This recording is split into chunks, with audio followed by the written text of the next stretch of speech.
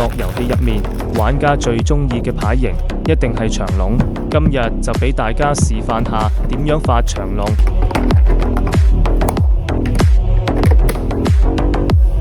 開莊開閒都可以。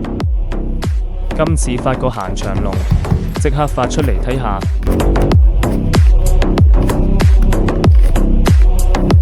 第一局7點閒贏，全部都係開閒。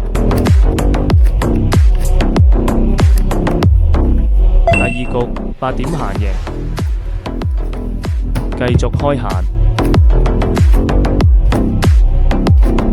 第三局都係8點閒贏，繼續開閒。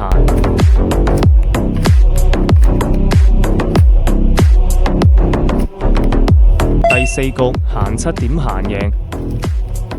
第五局本來係開莊，輕鬆一按就變咗結果，莊改閒。